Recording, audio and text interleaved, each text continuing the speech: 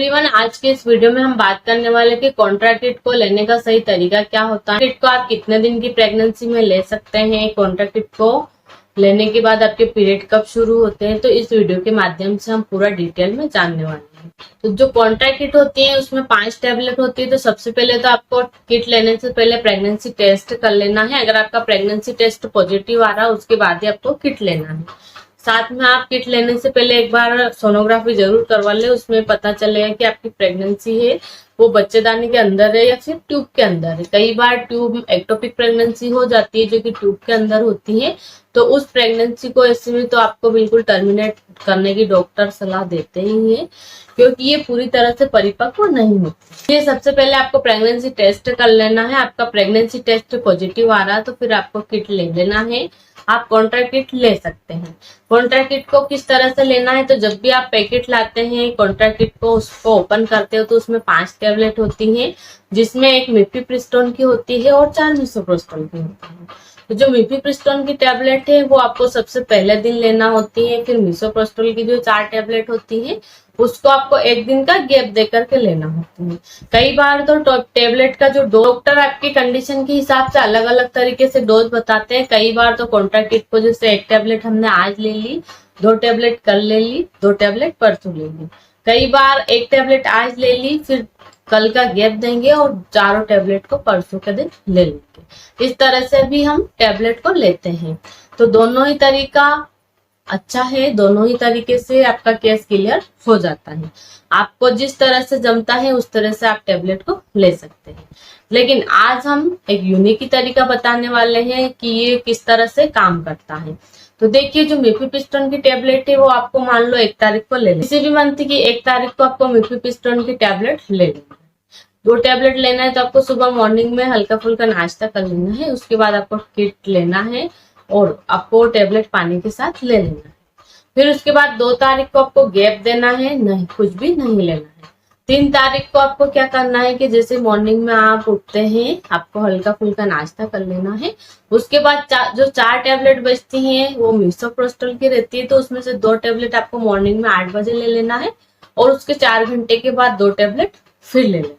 फुल्का नाश्ता करने के बाद आप टैबलेट लेते हैं तो उस टैबलेट को आपको पानी के साथ नहीं उतारना है, बल्कि मुंह में रख लेना है। आपके गालों के साइड में जगह बचती है या फिर जबान के नीचे रख सकते हैं या जबान के ऊपर रख सकते हो, जैसा भी आपको अच्छा लगता है। जिस तरह से भी आप खाना चाहते हो उस तरह से आपको खाना है, पर उसको मुंह में रखना है, उतारना नहीं है। फिर आपको उसको चूसते रहना है या फिर आपके मुंह में ऑटोमेटिक ही डिजोल्व होती रहती है, तो उसका जो लार बनता है सलाइवा उसको आपको अंदर उतारना है। यानी कि टैबलेट को चूस करके भी आप अंदर उतार सकते हैं तो वो अच्छे से वर्क करेगी। फिर उसके 4 घंटे के बाद आपको 2 टैबलेट और बचती है, उसको भी उसी तरह से मुंह में रख करके पानी के साथ नहीं उतारना है, बल्कि बक्कल कैविटी में रख करके या जबान के नीचे रख करके आपको चूस लेना है और उस लार को जो भी सलाइवा बनता है उसको अंदर उतार लेना है। इस तरह से आपको किट है उसको कंप्लीट करना है। अब हम बात करते हैं कि किट को कंप्लीट होने के बाद ये किस तरह से वर्क करती है। जब आप कॉन्ट्राकिट को ले लेते हैं तो उसमें जब मिफीप्रिस्टोन की टैबलेट लेते हैं तो उसका मेन काम होता है कि आपकी बच्चे की ग्रोथ को रोक देती है और आपकी बच्चेदानी के मुंह को खोलने का ये काम करती है। तो इस प्रोसेस को करने में उसको 36 से 48 घंटे लग जाते हैं। इसलिए हम पहले दिन मिफीप्रिस्टोन की टैबलेट ले लेते हैं, उसके बाद 1 दिन का गैप देने का बोलते हैं, जिससे वो बच्चेदानी के मुंह को खोलने का काम करती है, मुंह को खोल देती है।